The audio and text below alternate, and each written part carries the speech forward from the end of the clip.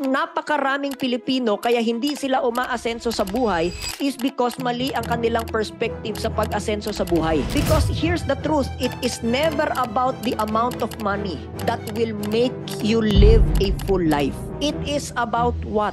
The way you view money and the way your perspective is about money that will make you live a full life.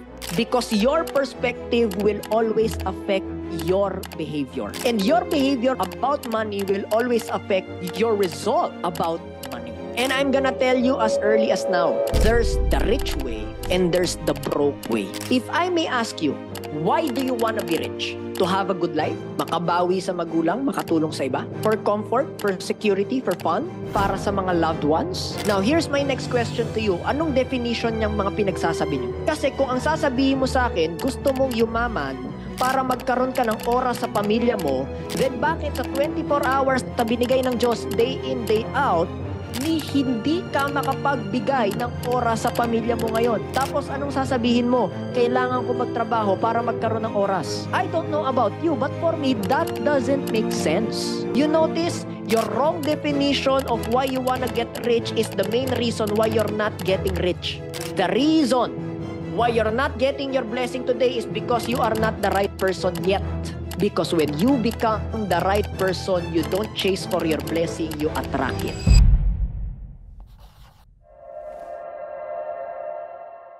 I want you guys to get this.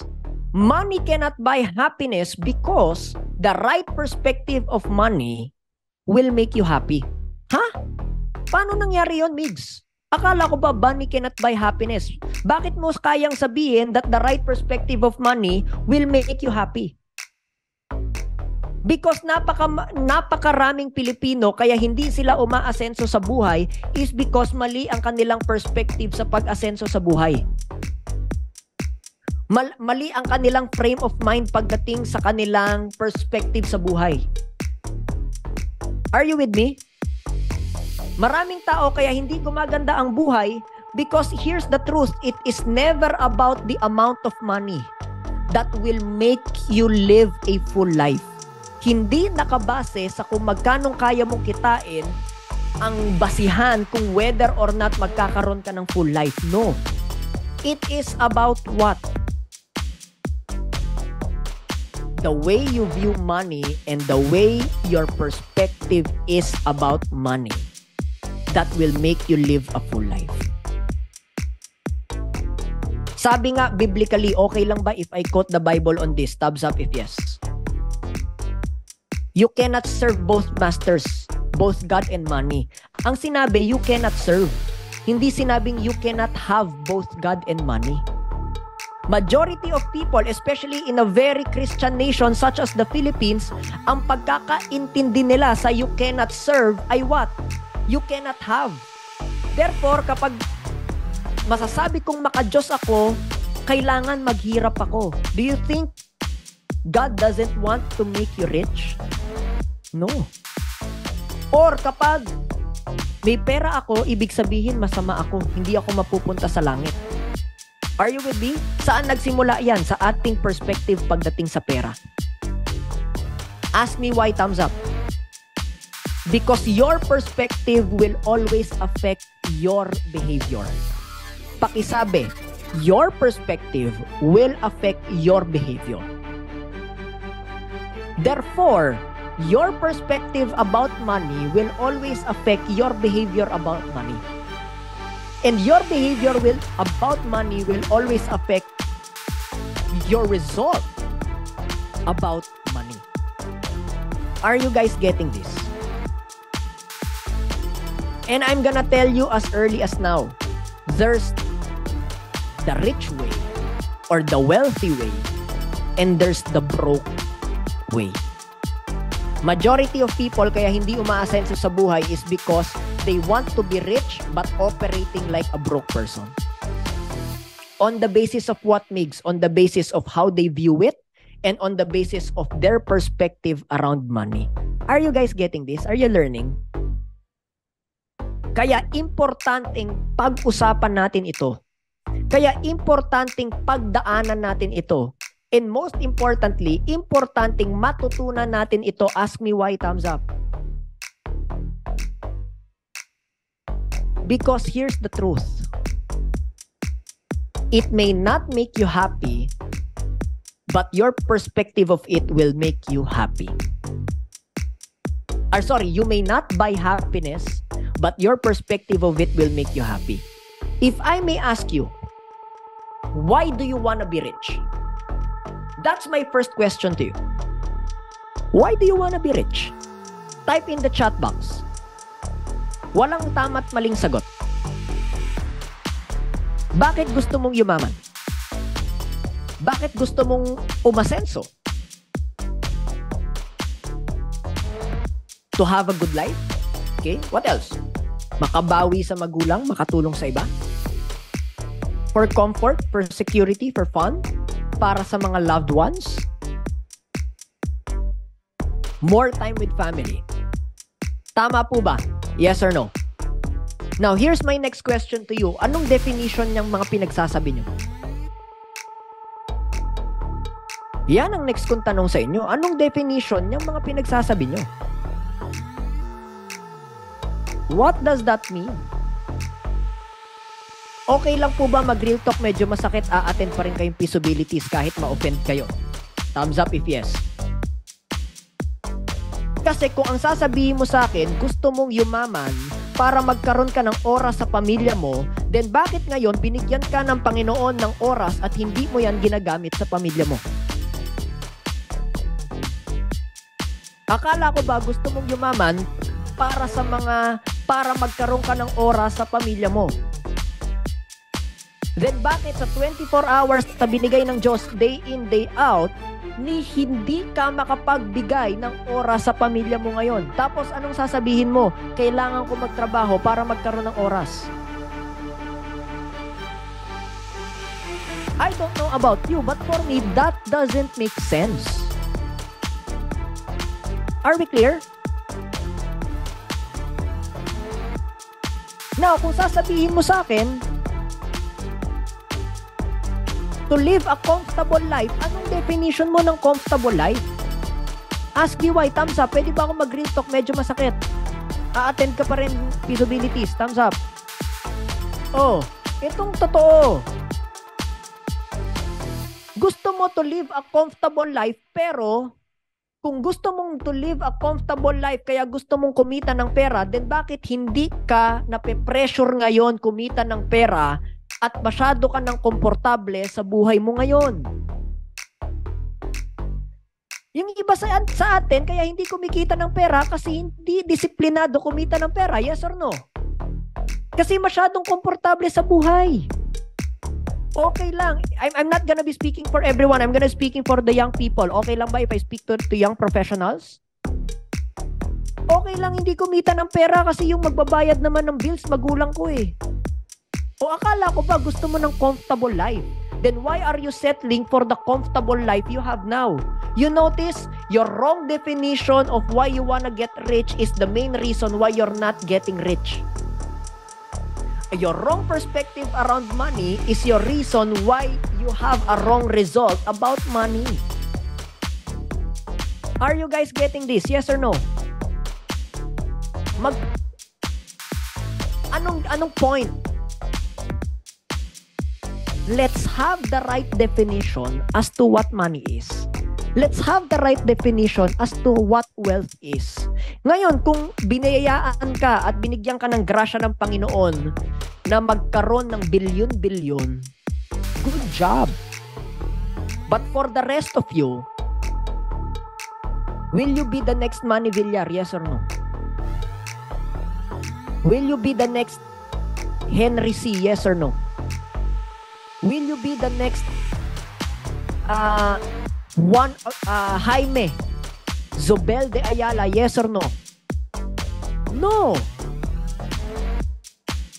Whether you like it or not, you're not gonna be the next Manny Villar. Ask me why.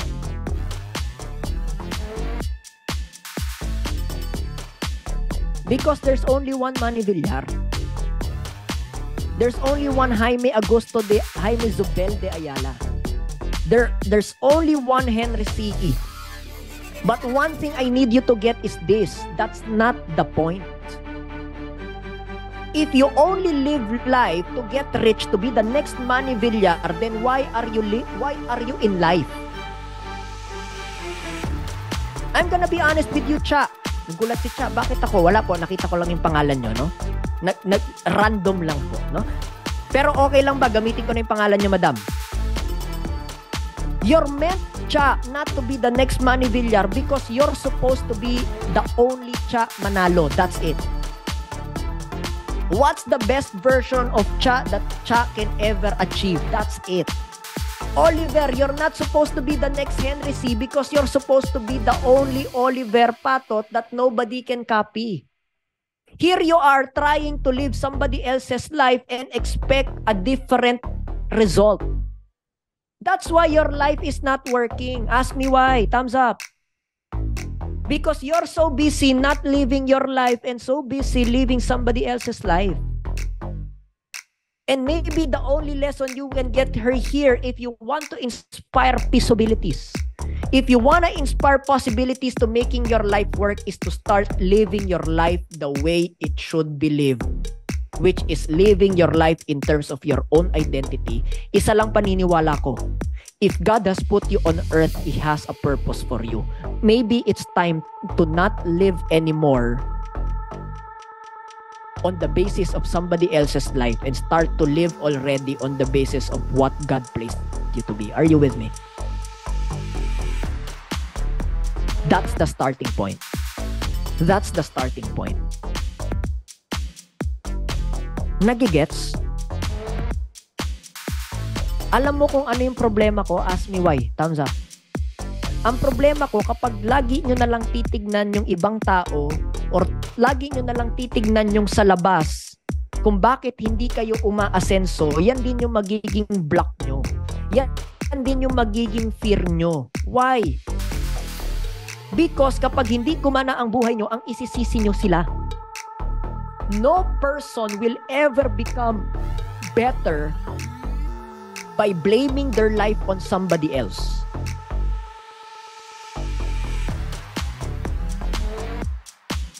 But many people, the reason why their lives are better is because they started to take charge of their own life. They started to take responsibility of their own life. Are you open to learn this? Yes or no? Sino dito gusto mo mag-improve yung buhay mo? Taas ang kamay. Sino dito gusto mo mag-improve yung pagkatao mo? Taas mo kamay mo. Sino dito gusto yumaman? Ayan, no? Magkaroon ng negosyong successful. Kasi maraming tao may negosyo pero hindi successful. Tama? So, dun tayo sa successful na negosyo. Gusto nyo yan? So, pag-usapan natin ngayon ang proseso na ang tinatawag ay change. Pag-usapan natin ang proseso na ang tawag ay change. Pagbabago. You gotta understand that change starts with what? And this is the bro code, ha? Mamaya pag-uusapan natin yan. Change starts with a starting point and an end goal or an end point. And what do you think is the starting point of change?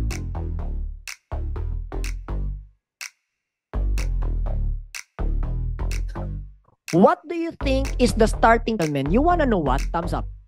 The starting point of change is what we call self-acknowledgement.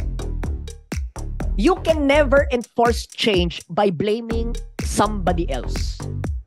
You can never enforce change and point it to somebody else. Point it to some other people.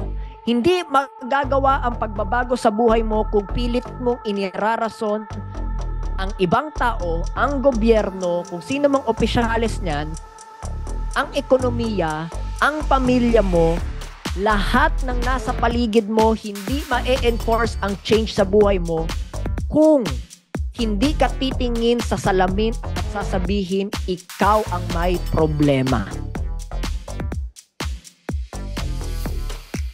Are we clear? And self-acknowledgement starts with two things. Dalawa lang naman ang reason kung bakit nasa estado ka ng buhay mo na hindi mo gusto. Gusto mo malaman? Dalawa lang naman ang reason. Number one, may ginawa ka at yung buhay mo ngayon ay consequence ng mga ginawa mo sa buhay. Yes or no? Ano yung number two? Wala kang ginawa. Are we clear? Coach Migs, wala naman akong ginawa. Hindi ko deserve na tratuhin nila akong mali. Yun na nga. Kaya ka tinrato ng mali kasi wala kang ginawa. So it's either you did something and your life is a consequence of what you did, or you did not do anything and your life is a consequence of what you did not do. Inaabuso ka, nagpaabuso ka, huwag ka magtaka. Inaalipin ka, nagpaalipin ka, huwag ka magtaka. Ask me why, thumbs up. Change starts with choice. Will you make that choice and will you make that decision na magbabago ako? Are we clear? Bro code number 1. They blame. Sulat niyo yan. Number 1, blame. Bro code number 1. People who are broke loves blaming. People who are broke loves drama. People who are broke would like to... Sino dito may mga kilala kang ganyan? Yung parang lahat ng nasa paligid nila yung may kasalanan, sila lang hindi. May mga kilala kang ganyan? Yung parang lahat ng tao sa paligid niya may mga kasalanan, siya lang yung wala. Diba? Eh di wow, maging santo ka na lang kasi ako, as far as I'm concerned, di ako perfect. Sino dito katulad ko, tao lang? Ang mga perfect kayo. Ayun, thank you. No? Mga tao lang. Tama, di ba? Nagkakamali.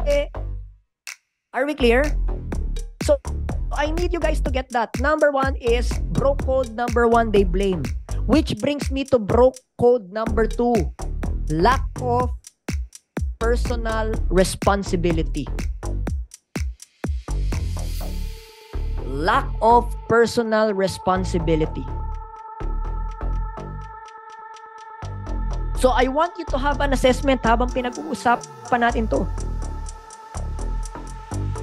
If you want to enforce change in your life, the only question maybe here is what?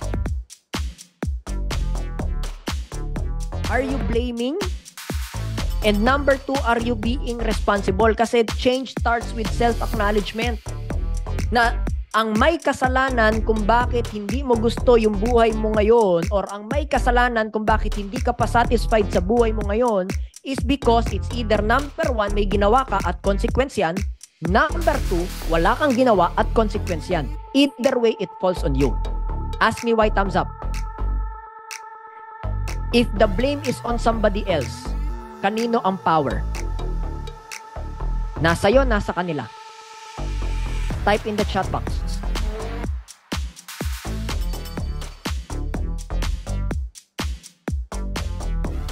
Kung feeling mo victim ka, feeling mo inaalipin ka, inaalupusta ka, masama treatment nila sa'yo, it's always about them, not you. Toxic sila. Na kanino ang power? Nasa kanila. Bakit? Affected ka eh. Tama, mali? Affected ka eh. Sino bang nasistress? Sila ba? Ikaw? O, dahil ikaw ang nasistress, kaninong power? Nasa kanila. Sino bang hindi makatulog? Ikaw, sila. O, kanino ang power? Nasa kanila. Pag lumabas sila sa Facebook feed mo, sino bang nabibuisit? Ikaw, sila. Tignan mo tong taong to, travel ng travel, di man lang nagbayad ng utang. Di ka kasi naningil. Kung naningil ka, edi sana nabayaran ka na. Kung hindi ka man nabayaran, di mo na pinautang ulit. Pwede ba mag-real talk, taas ang kamay if yes? Alam mo nang walang kapasidad magbayad, pinautang mo pa rin. Tapos magtataka ka, bakit di nagbayad sa'yo? Eh, hindi nga na. Alam mo namang walang kapasidad magbayad eh. Ask me why, thumbs up. Kasi mas mahalaga sa'yo, I want you guys to get this, because mas mahalaga sa'yo kung anong sasabihin niya kesa sa pagpapahalaga sa biyaya ng Diyos. So huwag ka magtaka kung nabawi yung biyaya ng Diyos dahil mas pinahalagahan mo yung opinyon ng ibang tao kesa pahalagahan yung biyaya na ipinagkaloob sa'yo. Are you guys getting this? Yes or no? So na kanino ang kapangyarihan? Nasa kanila, nasa iyo. Nasa kanila, habang sinisisi mo sila, nasa kanilang kapangyarihan. Itong next kong tanong sa'yo, kung nasa kanila ang kapangyarihan, paano kaya yaman? Kung wala kang kapangyarihan sa buhay, paano kaya yaman? Kung wala kang kapangyarihan sa buhay, paano ka aasenso? Are you getting this? Now is the time. Today is the day you say to yourself, I want my power back. Type that in the chat box. I want my power back. That's the only way to enforce change. That's the only way to enforce choice. To take your power back, because where your power is, there your progress is. You want progress in your life, yes or no? Take your power back. How can you be empowered if you're giving your power away by blaming them, not you?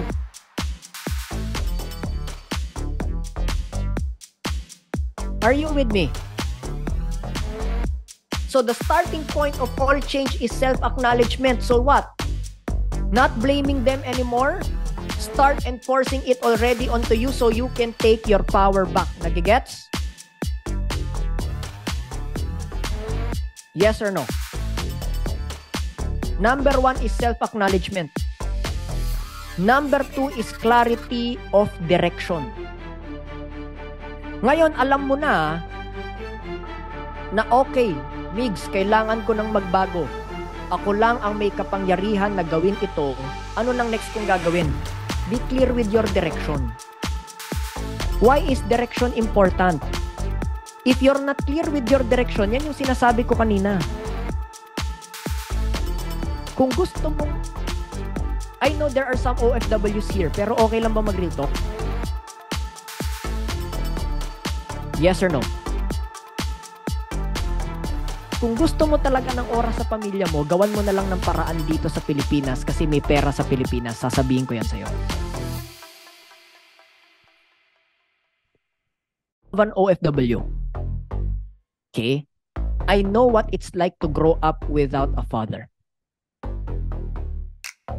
That's why wala pa akong anak pero isa lang ang pinangako ko sa buhay ko. I will never make my family feel what I felt when I was a kid. Wala akong pake kung anong rason man yan na pangangailangan. Ask me why. Kasi alam ko yung pakiramdam.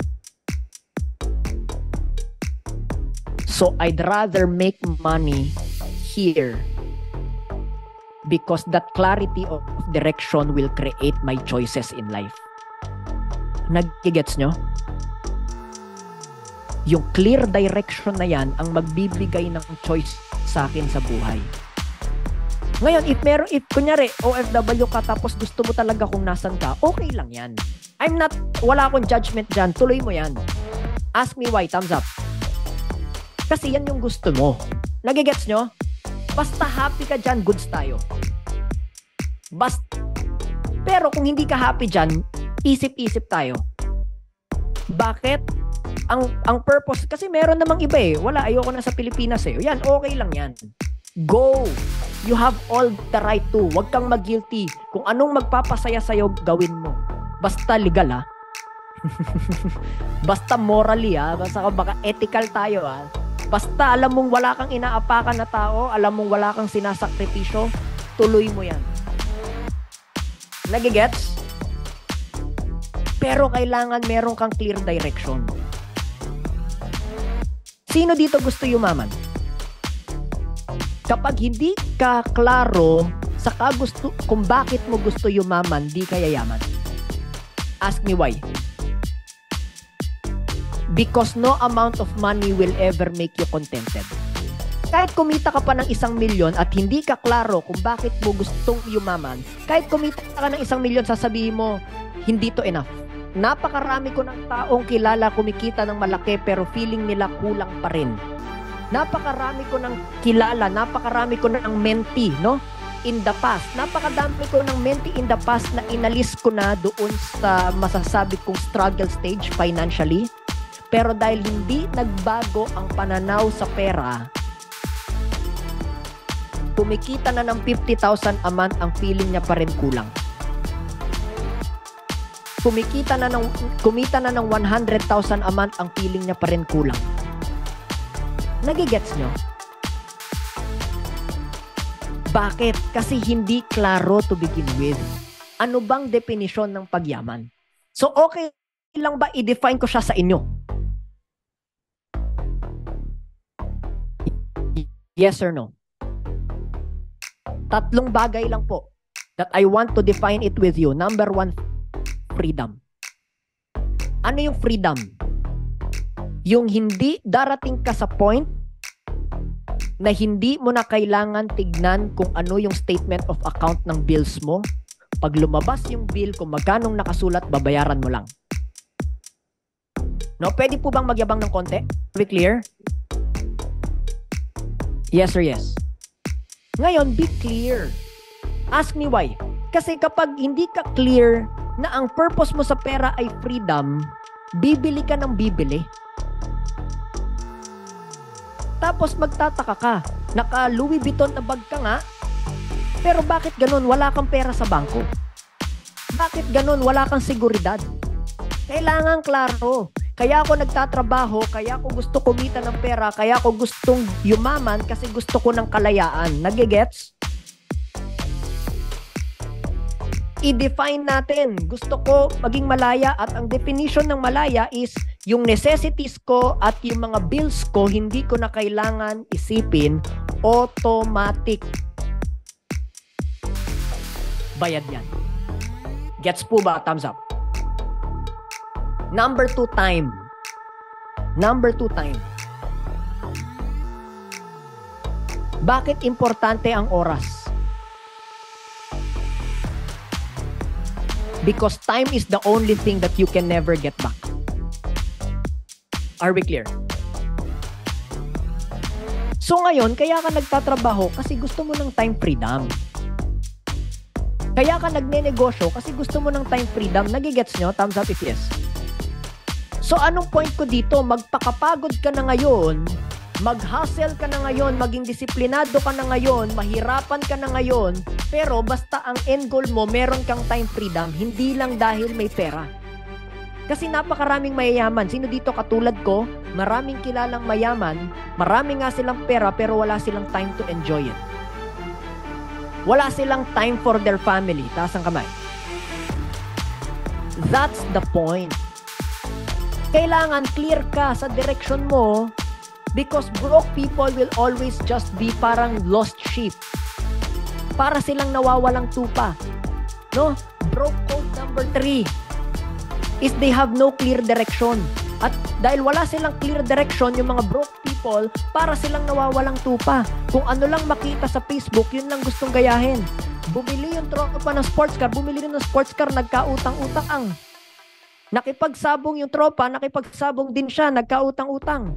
Nagkasino yung tropa, nagkasino din siya. Ayun, limas ang pera. Are we clear? Walang clear direction. Ngayon, dahil walang clear direction, laging confused, parang lost sheep. Kung ano lang makita sa ibang tao, yun lang ang ginagaya. Kaya, hindi umaasenso. Nagigets? Kailangan dito clear direction. Number 1, financial freedom. Number 2, time freedom. Ito, last but not the least, number 3, the freedom to choose. The freedom of choice. Ano ibig sabihin ng freedom of choice? Kakain ka sa restaurant dahil gusto mo, hindi dahil sa presyo. Magka-travel ka dahil gusto mo, hindi dahil sa presyo. Are you with me? So dapat klaro sa'yo from the onset, from the very beginning, na kaya ako nagpapagod, kaya ako nagsispend ng pawis, pagod, energy, effort, dugot pawis ko, iginugugol ko for what? For freedom of money, freedom of time, and freedom of choice. Bakit? Kapag hindi ka clear dyan, isa lang ang sure ako, ask me what, taas ang kamay. Never kang matatapos sa paghahabol sa pera. And that's the sad part. Never kang matatapos kasi feeling mo lagi kulang pa. Are you with me? So, bro code number 3 is no direction. Bro code number 4, no education. And I'm not talking about college degree. I'm talking about financial education. Bakit financial education? Why is it important? Ask me why. Thumbs up. Because here's the truth. Okay? Because here's the truth, ladies and gentlemen. If you want to be good at math, what do you do? Type in the chat box. If you want to be good at math, what do you do?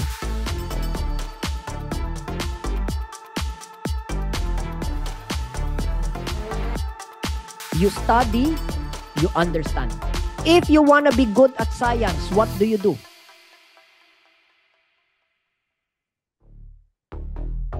You study science. Tama? Kung gusto mong gumaling sa math, mag-aral ng math. Kung gusto mong maging magaling sa science, mag-aral ng science. Tama? Kung gusto mong maging magaling na engineer, what do you do? You study engineering. Tama? Then how come you're not studying money? Alam mo, kaya gustong-gusto ko tong feasibilities, shameless guilt, shameless plug ako dito eh. Shameless ako dito eh. Kasi alam kong importante to eh. If you wanna be good at business, you study business. From what? Reputable people. If you wanna study money, if you wanna learn money, you study money. From where? Reputable people. Kaya ito yung sagot ko personally, bakit walang financial education na curriculum sa Pilipinas? You wanna know why? Thumbs up. Sinong magtuturo? Kung yung mismong taong nagtuturo, hindi na ipanalo yung pera, paano niya ituturo? Tama?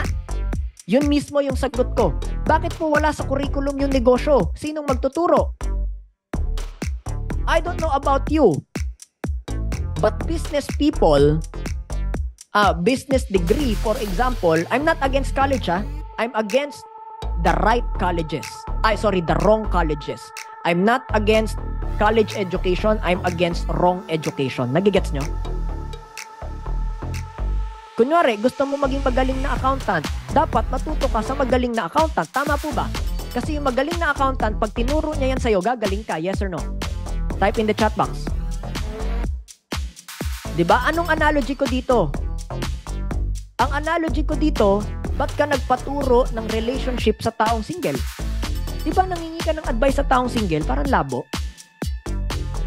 Bro, paano ba ako magka-jowa? Tapos yung pinagtanungan mo, single? Nagigets? If you wanna be good at something, you study it. Kaya ako personally, when I did feasibilities, hindi ako lang. If pag-usapan natin negosyo, si RDR na mag-usap niyan. Bakit? Kasi alam ko si RDR, magaling siya dyan, napatunayan niya yan. Siya magturo. Kasi siyang nakakaalam. Kapag pinag-usapan natin yung life coaching, pag pinag-usapan natin yung psychology ng pera, pinag-usapan natin yung belief system ng pera at paano ma-rewire yung ating brain, paano ma-rewire yung ating consciousness pagdating sa pera, ang mag-usap niyan si Coach Ras. Bakit? Kasi siyang nakakaalam dyan. Bakit siyang may napatunayan? Pag pinag-usapan natin yung wealth coaching, si Chinky Tan mag-usap niyan. Bakit? Siya nakakaalam, siyang may napatunayan. Are you with me? The reason why I created this is because of one thing. We want to put up not just any education, but the right education. With the right educator. You cannot have the right education with a wrong educator. Are you getting this? The only way to have the right education is to also have the right educator.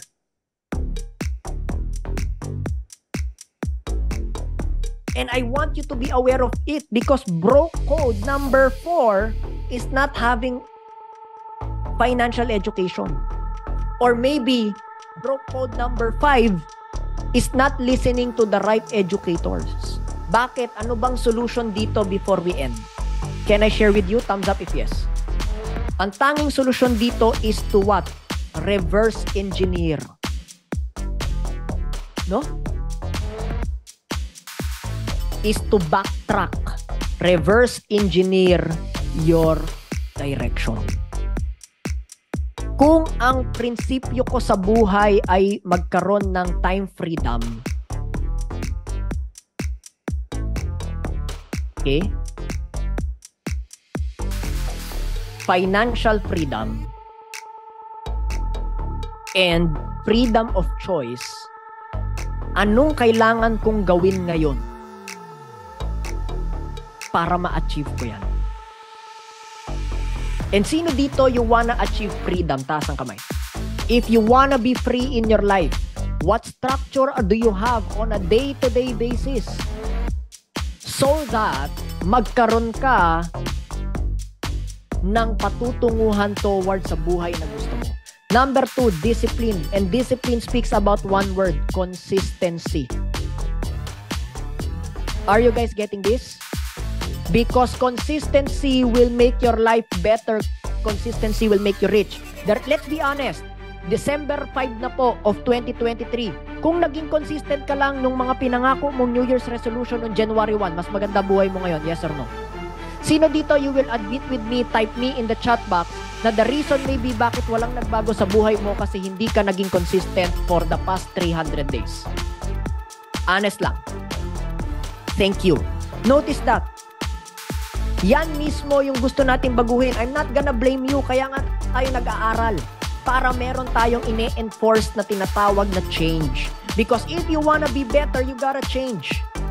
What will you change in your life? Yourself. Something has to change in you to match the dreams you desire. So that when you are the person that's a match, that's fitting to the life you desire, you get what you want. When you're chasing towards what you want, that means you're not yet the person you have to be to receive the blessing that God has prepared for you. The reason why you're not getting your blessing today is because you are not the right person yet. Yet. Ano yung pangako ko sa inyo? Sama-sama tayo, tulungan ka, magkakasama, together, to what? To make you the right person, matching and fitting to the blessings you're desiring and praying for. Because when you become the right person, you don't chase for your blessing, you attract it. Ulitin ko, you don't chase for your blessing, you attract it.